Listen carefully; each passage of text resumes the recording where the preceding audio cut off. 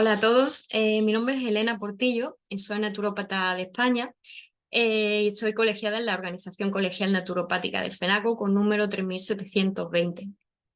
Tengo el placer de estar participando en este segundo Congreso Andino de Naturopatía y en esta ocasión pues os voy a hablar sobre la naturopatía tradicional arábigo-andaluza. Ese es el título de mi ponencia. Vamos a compartir la pantalla para que podáis ir viendo esto. Vale. Bueno, como decía, el título es Naturopatía Tradicional Arábigo-Andaluza.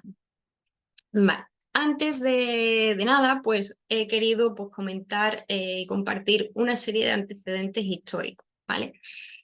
Eh, Voy a empezar hablando un poco pues, de los egipcios, que ahora en principio parece que no tiene mucho que ver, pero todo al final pues, está relacionado. Vale, los egipcios distinguían dos tipos de enfermedades. Las que eran de causa desconocida, con lo cual las atribuían a los dioses o espíritus malignos, y en estos casos actuaban pues realizando una serie de prácticas paganas y tradicionales, como podían ser oraciones y sacrificios, ¿vale? Por otro lado, también para ellos estaban las enfermedades de causas manifiestas. En estos casos, como por ejemplo podían ser los traumatismos, y en estos casos la manera de actuar era utilizando minerales, especies vegetales y productos animales para esas enfermedades, ¿vale? Aplicaban estos productos naturales como medios de salud y lo utilizaban, o sea, los preparaban en forma de o bien de ungüentos, o bien de pomadas, o bien de emplaste o macerado, ¿vale? ¿Por qué he hablado de los egipcios? Porque los egipcios, bueno, pues puesto que los griegos, por eso he hablado de ellos, porque los griegos fueron influenciados por los egipcios. ¿Vale? Entonces, en la Edad Media se distinguen dos enfoques en cuanto a la salud. ¿Vale? Por un lado, todavía en algunas ocasiones se sigue reflejando ese enfoque religioso en el que se considera que la causa de la enfermedad o que, que es algo sobrenatural o que es un castigo de los dioses, ¿vale? Pero por otro lado, los filósofos griegos empiezan ya a plantearse otra serie le empiezan a dar otro enfoque totalmente distinto. Empiezan a ver el cuerpo humano como un sistema que refleja el funcionamiento de la naturaleza. Es decir, ya empiezan a observar la relación entre el ser humano y la naturaleza. Concretamente, Hipócrates aplicó esta creencia de que el cuerpo humano es un sistema que refleja el funcionamiento de la naturaleza, lo empieza a aplicar a la salud. Y esto genera un enfoque totalmente nuevo, empírico y más basado, pues eso, en las observaciones, en las comprobaciones, ¿vale? Un enfoque más científico. Vale. Los griegos tenían una serie de teorías y una serie de creencias, ¿vale? Entonces, ellos comienzan a ver el cuerpo, como decía antes, como una parte o sea, como un reflejo de las fuerzas de la naturaleza o digamos, del funcionamiento de la naturaleza. Entonces, para ellos, pues el cuerpo humano contenía cuatro propiedades fundamentales o cuatro fluidos principales a los que ellos llamaban los cuatro humores. Esos cuatro humores eran la bilis negra, la bilis amarilla, la flema y la sangre. Y estos fluidos eran producidos eran producidos por varios órganos del cuerpo. Entonces, estos humores además también estaban representados por el fuego, el aire, la tierra y el agua. Y a través de las propiedades de caliente, frío, seco y húmedo, respectivamente. Así que ellos, o sea, los griegos, pues al igual que del mismo modo que la fertilidad de la tierra dependía del equilibrio adecuado de los elementos, pues llegaron a la conclusión de que también la salud del cuerpo humano pues dependía de mantener estos humores en equilibrio dentro de cada persona. Vale. Para mantener el equilibrio de esos cuatro humores dentro de la persona, había un procedimiento, se seguía un procedimiento de actuación, ¿vale? En primer lugar, pues se realizaba un diálogo inicial para obtener la información importante para evaluar el estado de salud de la persona en cuestión, ¿no? Dentro de toda esa información le daban mucha importancia y consideraban el clima de la zona donde vivía esa persona. También su dieta y además también las cartas astrales, porque los griegos, o sea, para los griegos existía una relación entre la astrología y la salud de las personas. Entonces, una vez que recopilaban toda esta información a través de este diálogo, pues se podía determinar qué humor era el que estaba en desequilibrio. Y así ajustaban la dieta para volver a restaurar el equilibrio de ese humor.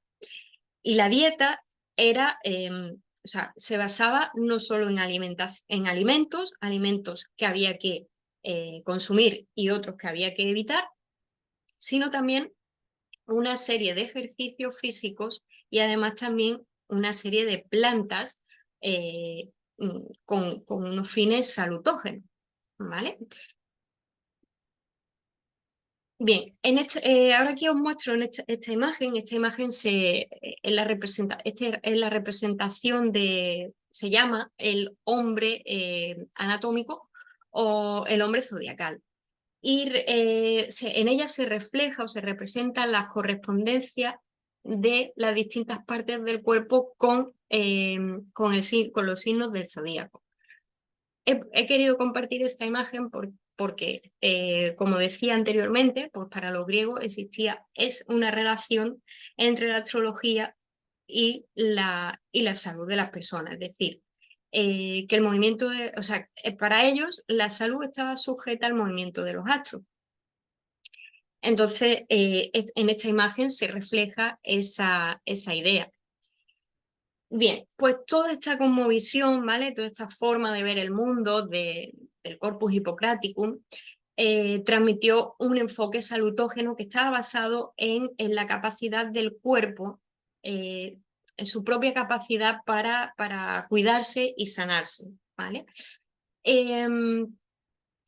También tuvieron en cuenta, o sea, teniendo en cuenta que el ser humano ellos lo consideraban como un microcosmos, ¿vale? Como un minor mundus, ¿vale? Pues ellos o sea, ya comienzan a darle la importancia tanto a la salud física como a la salud mental y trataban de buscar ese equilibrio, ¿vale? Bien, ahora me gustaría hablaros un poquito ya de Al-Ándalus, ¿vale? Ya vamos a entrar un poquito en la cultura árabe. Vale. Al-Ándalus es el nombre que le dieron los árabes a la parte de la península ibérica que conquistaron. Esa conquista duró una barbaridad de años, pues casi 800 años, desde el 711 hasta el 1492. Y como podéis ver en esta imagen que os he compartido de la evolución de Al-Ándalus, desde el 790 hasta el 1300, si os vais fijando, la conquista por los cristianos va avanzando desde el norte, ¿vale? Desde el norte hasta el sur, ¿vale? Y, o sea, Al-Ándalus ese territorio de Al-Ándalus cada vez se va reduciendo más, pero desde la parte del sur. Y como podéis ver, toda esta parte del sur, en la última etapa o sea, es la última que, en la que habitaron los árabes y que mantuvo esa conquista. Por lo tanto, bueno, aquí en esta parte sobre todo, pues o sea, en toda la península, pero fundamentalmente pues obviamente en la parte de la península ibérica donde más tiempo estuvieron instalados los griegos, los árabes, pues hemos tenido pues mucha influencia de ellos, ¿vale? De hecho, por ejemplo, la comunidad autónoma de Andalucía debe su nombre al Andaluz, ¿vale? Andalucía es una comunidad autónoma que está formada por 8 provincias, una de ellas es Málaga, ¿vale? Que es donde yo vivo y está aquí, en este puntito de aquí, donde yo estoy apuntando con el cursor, ¿vale? Y pues obviamente aquí se refleja incluso en la vida actual se refleja esa influencia árabe. De hecho, en la arquitectura se ve esa influencia y todo ese periodo que han estado instalados aquí los árabes. Y por supuesto también nos han influenciado, o sea, también ha habido una influencia en las ciencias naturales y en las ciencias de la salud, y sobre todo, pues, obviamente, pues también en la naturopatía, ¿no? Y en el criterio naturopático, que es por esto por lo que yo os voy a hablar de todas estas culturas, por esa influencia que han tenido, que tienen incluso todavía hoy en día en la vida actual todo el conocimiento que nos aportaron estas culturas, tanto la árabe como la griega, porque obviamente los griegos, los árabes fueron influenciados por los griegos y los romanos. ¿Vale? Bueno, ahora más adelante voy a seguir comentando todo esto y bueno, por lo que decía, a los árabes pues le empezaron a llegar, bueno, muchos árabes viajaban, ¿vale? A Oriente y regresaban al Andaluz, pues trayendo consigo multitud de tratados de diversos orígenes, greco-bizantinos, hindúes, persas, etc. Entonces, todas estas obras y todos estos tratados pues eran traducidos al árabe. Entonces, o sea, ellos estaban recibiendo mucha información. Eh, Muchos de estos tratados pues o sea, estaban relacionados con las ciencias de la naturaleza, ¿vale? Entonces, empezaron a recibir mucha información de estos tratados y se empezó a despertar un gran interés, ¿no? Por este ámbito, ¿no? O sea, empezaron a querer ampliar sus conocimientos e incluso ya no solo que quisieran tener más conocimientos, sino también ellos pretendían comprobar por sí mismos todo lo que leían, ¿vale? Entonces, principalmente este interés en las ciencias de la naturaleza, ¿vale? Se despertó con la llegada a la capital andalusí del Tratado de Plantas de Dioscórides, ¿vale? Ahí nace una gran dedicación por el estudio de la botánica. ¿Qué quiere decir en este caso, por aquel entonces? ¿A qué se refería? Pues ese estudio de la botánica consistía en conocer las plantas, saber identificarlas, saber localizarlas y además de eso, también, que esto es lo que también sobre todo nos ha influido en el criterio naturopático, en lo que ha influido en la naturopatía, es que además de todo eso también se interesaban por conocer sus usos tanto tradicionales, o sea, en sus usos tradicionales en la alimentación, es decir, en la alimentación en el sentido de la agronomía, o sea, en la cocina, ¿vale? Eh, También sus usos, por supuesto, salutógenos, ¿vale? Como los usos de esas especies en la salud. Y como digo, o sea, el interés era experimentar y comprobar por sí mismo todo lo que habían aprendido en esos textos, ¿vale? Entonces comienzan a viajar para conocer y conocer esas especies vegetales, conocerlas, reconocerlas y comprobar en sí mismo los usos que se le estaba dando. ¿Vale? Vale, como resultado, pues, de todo este interés, de todos estos estudios y realmente de todos estos trabajos de campo, porque realmente eran unos trabajos totalmente científicos ya, porque estaba basado en la comprobación, ¿vale? En la experimentación. Esto los llevó a pues crear nuevos tratados independientes, ¿vale? Que se escribieron en árabe. Y es aquí donde los árabes nos han dejado una gran cantidad de información, de descubrimientos eh, que han sido utilizados a nivel de las ciencias de la naturaleza, de las ciencias de la salud y entre ellos, por supuesto, pues bueno, lo que a nosotros nos respecta, la naturopatía. ¿Vale? Entonces, pues como digo, ha habido multitud de aportaciones, pues voy a hablar un poquito de algunas de esas aportaciones, ¿vale? Pues aquí tenemos a Abul Abbas al-Nabati. Al-Nabati significa el botánico, ¿vale? Bueno, él publicó varios libros y diccionarios sobre el uso salutógeno de las plantas.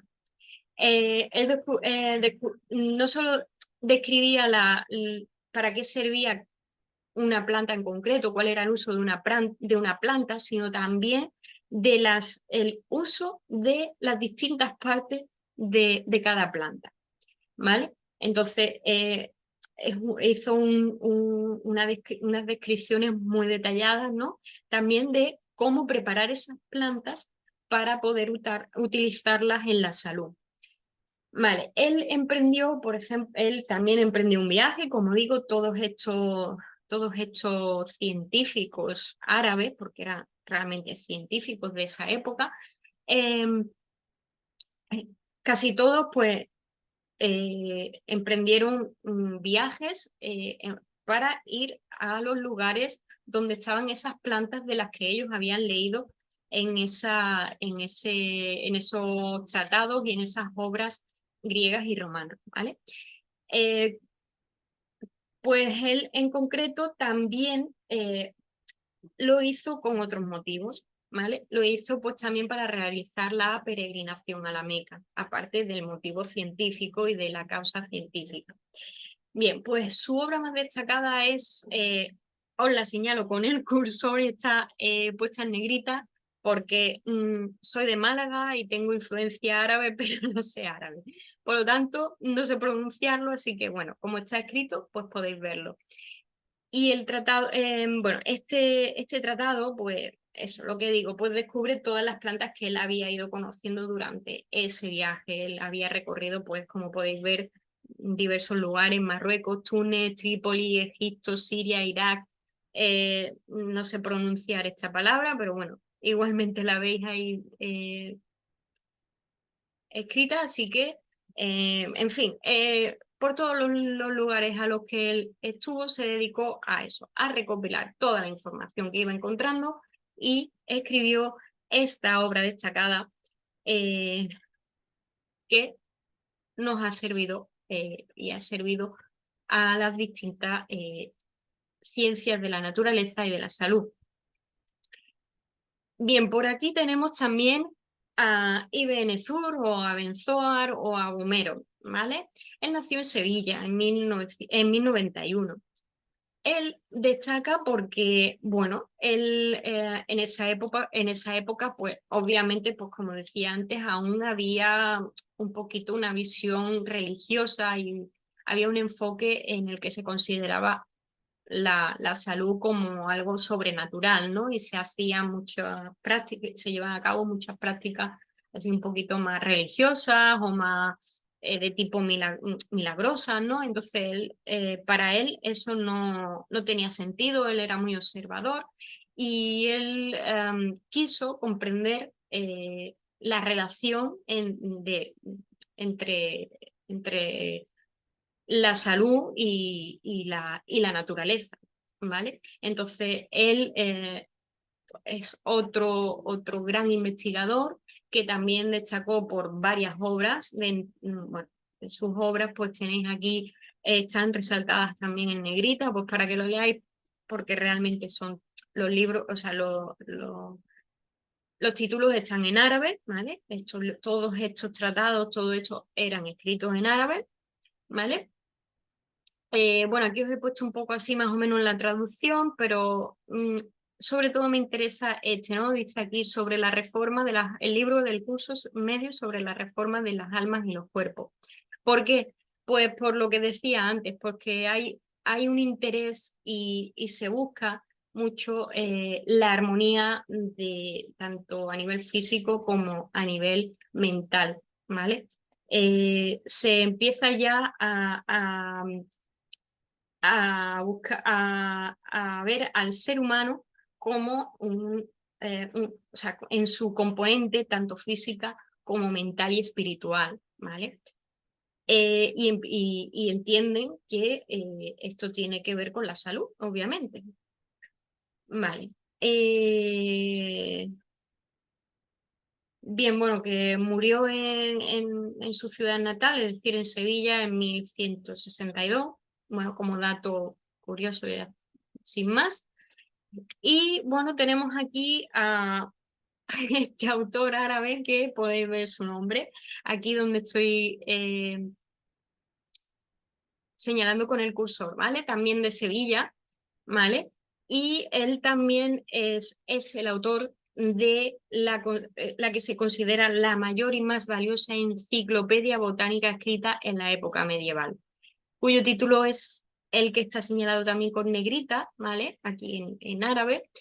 Eh, bueno, él pues lo mismo, pues recoge numerosa él estuvo, o sea, lo mismo, acudió a diversos lugares, ¿no? Y observó las plantas, describió dónde las encontró, para qué se usaban, ¿vale?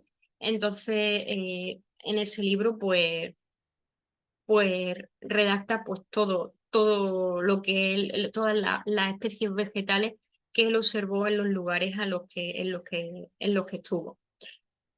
Además, pues también relata también las comprobaciones, ¿no? Que hizo en sí mismo, ¿no? Para ver si realmente eran ciertos y válidos esos efectos que se atribuían a las distintas plantas que había conocido a través de los textos, ¿no? Entonces, pues como digo, es un trabajo de experimentación. Vale, y aquí tenemos a Ibn Serabi o Serapión el Joven, eh, que también escribió una obra que no se ha encontrado la original en árabe, pero sí la traducción al latín, ¿vale? Y el título en latín, pues, es este que veis aquí resaltado en negrita, ¿vale? También muy utilizado en las ciencias de la naturaleza en la ciencia de la naturaleza y de la salud, incluida la naturopatía. Vale, tenemos aquí a otro autor más, que sería Ibn Rast, que se conocía como Averroes. También un sabio andalusí que él nació en Córdoba en 1126. Y él escribió un libro, también eh, podéis ver aquí su título resaltado en negrita, aunque en latín se conocía como Collige, ¿vale? Eh, quería compartir un par de datos interesantes sobre el pensamiento de Averroes. Para Averroes, la alimentación ocupa un papel muy importante dentro de la salud. Él mantiene la idea de que el secreto de la salud reposa o depende de dos elementos. Por un lado, de una correcta alimentación y por otro lado de la evacuación de las diferentes sustancias tóxicas. Para él existen 3 medios eficaces para expulsar esos excedentes tóxicos del cuerpo. Uno sería el ejercicio físico, también el baño y por otro lado el masaje. Y además él considera primordial realizar una dieta tanto para conservar la salud como para recuperarla. Es decir, podéis ver cómo relaciona totalmente la alimentación,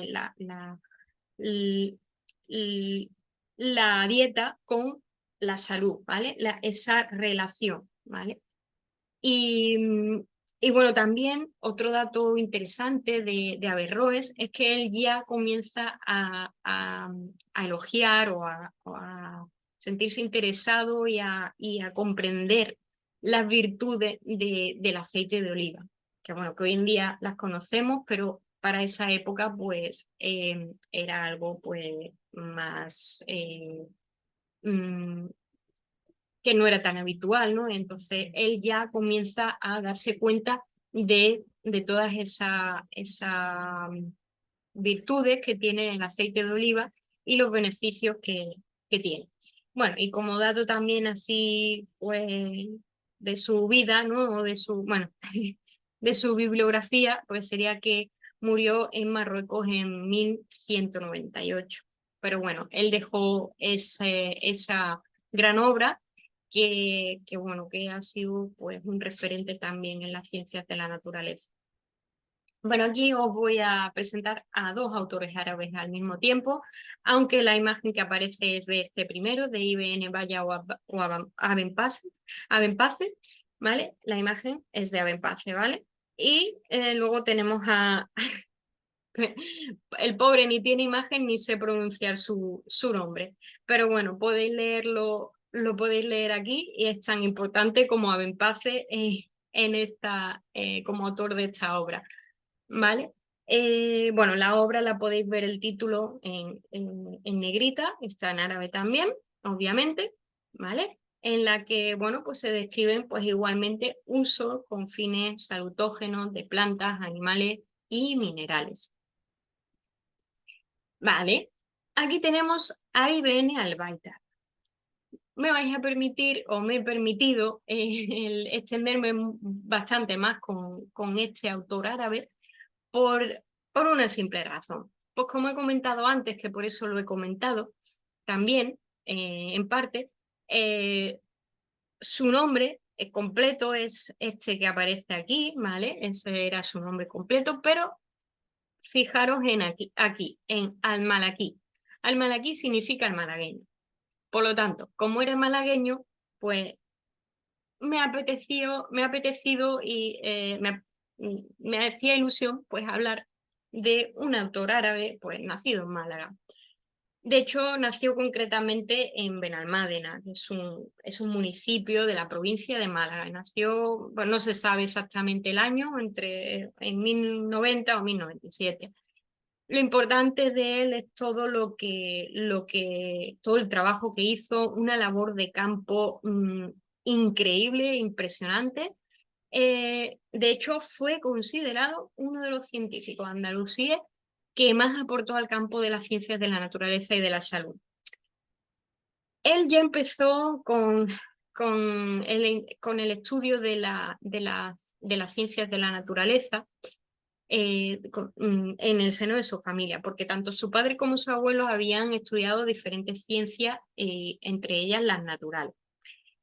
¿Vale? Entonces él ahí ya empezó a interesarse y empezó a estudiar esta ciencia.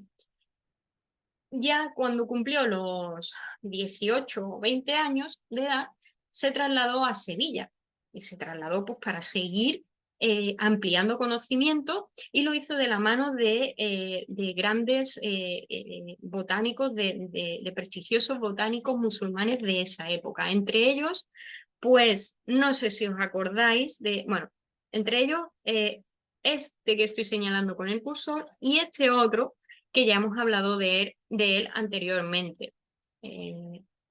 Perdón. De Abu Labas al-Nabati, que era el autor de Rila, del Rila más Riquilla, creo que se pronuncia. Lo siento por la pronunciación, pero es lo mejor que he podido hacerlo. Eh, bueno, él se convirtió en discípulo de Abu Labás al-Nabatí, ¿vale? Y entonces Abu Labás al-Nabatí, pues con él aprendió a conocer y a reconocer la amplia flora de Sevilla y de sus alrededores. Vale, pues como os decía, pues todos estos científicos se trasladaban a los lugares donde estaban esas especies vegetales de las que habían leído. Pues igual, IBN al Baitar, igual, emprendió un largo viaje que se inició en 1220, ¿vale? Bueno, el viaje, pues, como o sea, comenzó en Ceuta, ¿vale? Concretamente en la ciudad de Ceuta, ¿vale? De ahí se desplaza a Bujía, donde, donde toma rumbo a Constantina, ¿vale? Va a Túnez, a Trípoli, a Barca, ¿vale? En Barca se detiene y permanece durante un tiempo, pero luego vuelve a emprender un viaje por el Mediterráneo en dirección a Asia Menor. Esa tierra la recorre durante todo un año, el año 1224, y lo pone en contacto directo con las tradiciones clásicas griega y latina y con las grandes obras de Dioscórides y de Galeno, ¿vale? Que, bueno, pues como había dicho antes, pues era la motivación, ¿no? de todos estos autores árabes. Luego sigue su viaje, se traslada a Siria, a Persia, pasando por Irak, ¿vale? En fin, el viaje fue un viaje que pasó por diversas ciudades, por diversos lugares, y su principal finalidad era esa, pues conocer todas las especies vegetales de esos lugares, no solo vegetales, sino también animales y minerales, y conocer sus usos, sobre todo salutógenos, ¿vale? Los usos en la salud de estos medios naturales, eh, de estos elementos naturales, perdón. Y todo lo que iba recopilando, pues o sea, toda esta información la iba recopilando, ¿vale? Eh, la iba guardando, ¿vale? Y finalmente, pues se dirige a Egipto, ¿vale?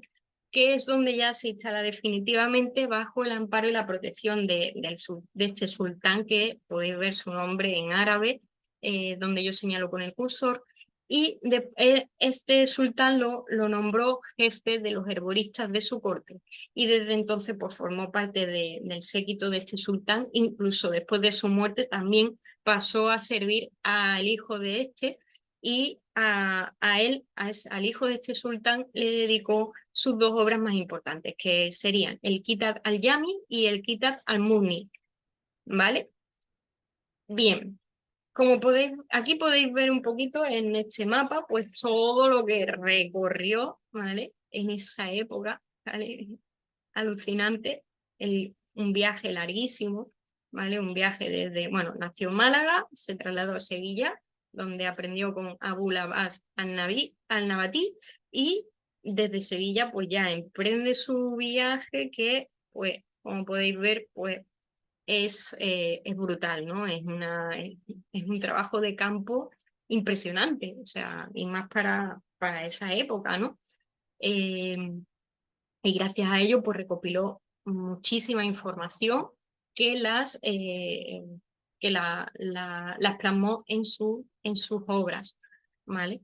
Entonces, pues, bueno, eso, lo que decía, pues que él aprovechó para ir tomando referencias botánicas y lexicográficas de todas esas plantas, animales y minerales, para luego plasmarlo en sus obras que han sido la base para para su enorme producción científica, porque, como digo, es que es un trabajo científico, es un trabajo totalmente empírico y científico. Vale.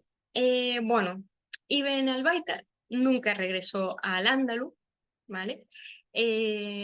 Probablemente se cree que no tuviese interés en regresar, pues, bueno, aparte de porque estaba muy interesado en sus estudios, pues, y en sus investigaciones, pues también, pues, probablemente por toda la situación que ya se estaba viviendo en la península del avance de lo cristiano, ¿vale? Y la conquista, vaya, por parte de los cristianos de la península ibérica. Y dato súper curioso e interesante, ¿vale? Él es, Ibn al-Baitar, ¿vale? El malagueño, al-Malaquí, murió en Damasco y probablemente la causa de su muerte sería, se cree, que sería que ingirió por error un veneno mortal mientras estaba probando en sí mismo, estaba constatando las propiedades de ese veneno. ¿Vale? Por lo tanto, vamos, murió por la causa total, vamos, nunca mejor dicho. Y nada, bueno, pues no se conoce la fecha exacta, pero bueno, entre los últimos días de octubre y los primeros de noviembre del año 1248. Bueno, otras obras bueno, como digo, fue responsable de numerosos trabajos donde se recopiló todos sus años de investigación, pero bueno, aquí hay algunos de ellos que, bueno, por ejemplo, esto ya está el título en latín, el comentario al libro de Dios, bueno, esto no es en latín, esto es español.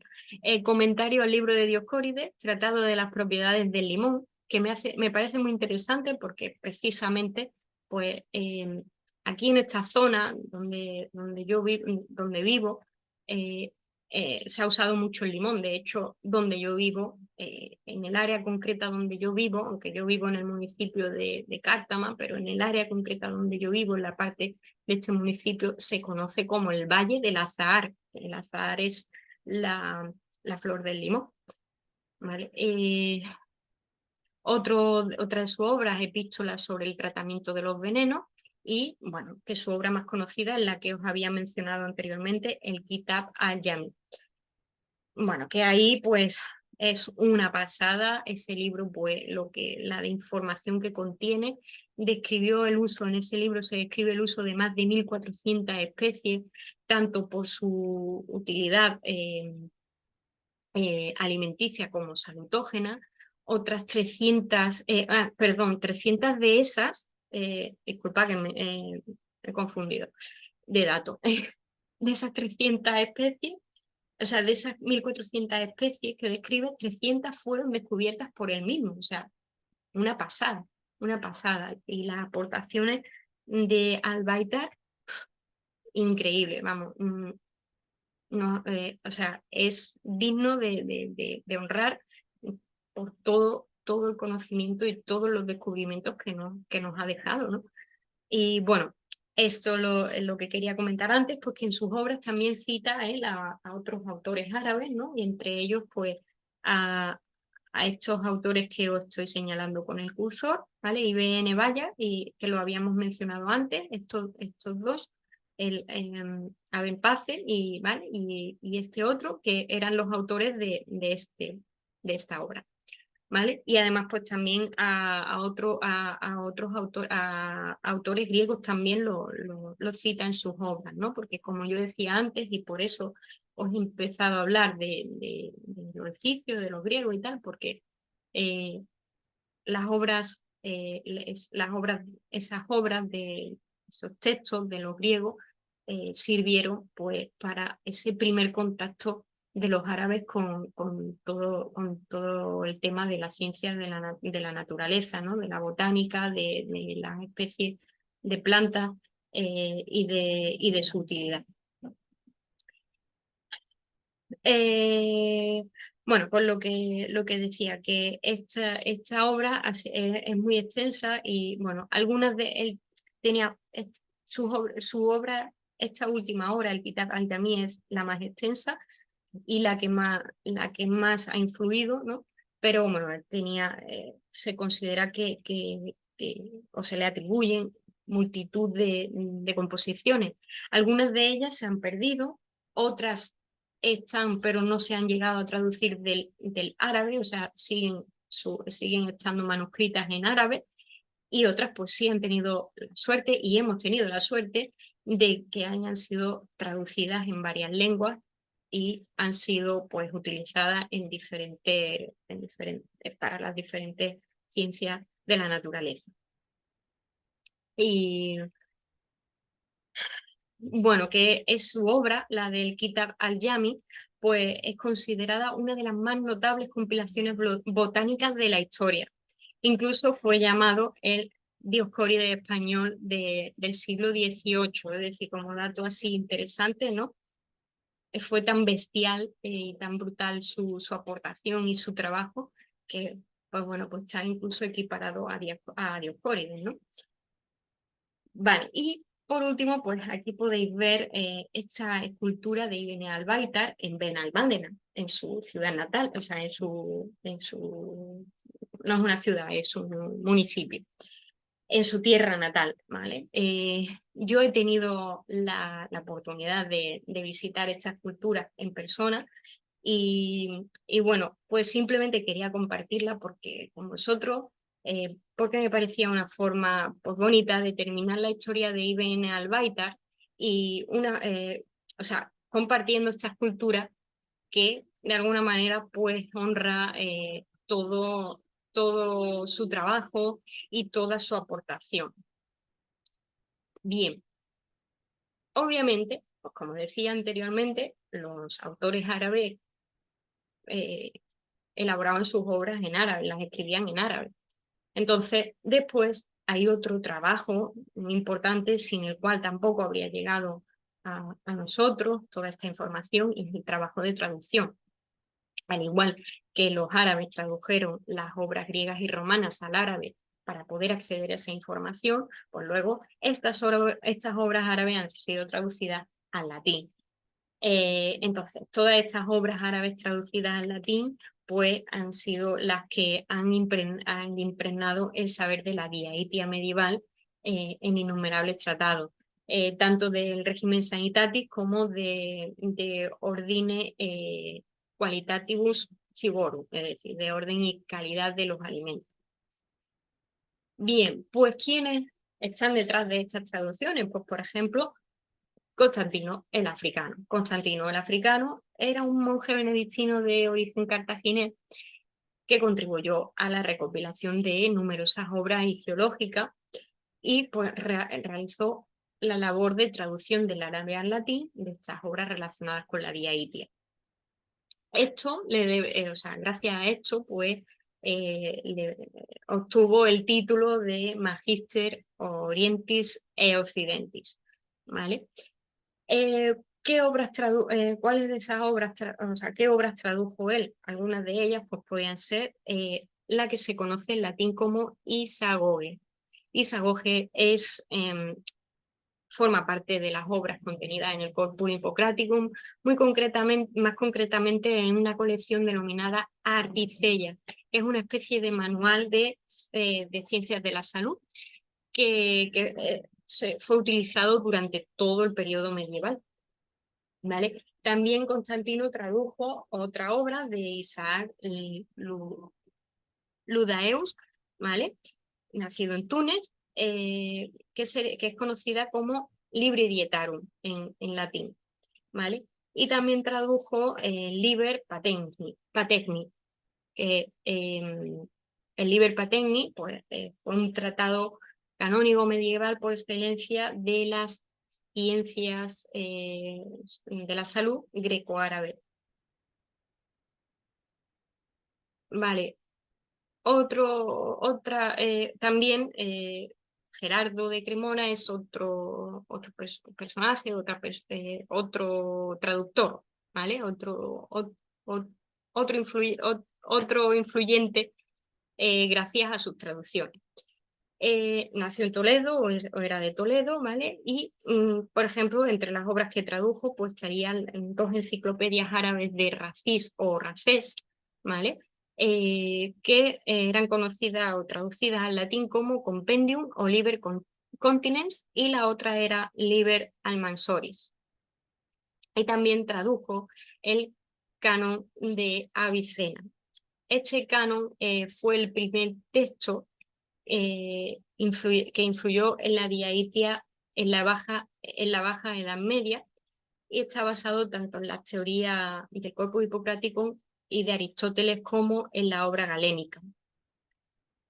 Por otro lado, también Armengaud Blasi también tradujo, por ejemplo, en este caso él tradujo Cántica de Avicena, que también constituye un texto referente obligado, de referencia obligada para el estudio histórico del criterio naturopático.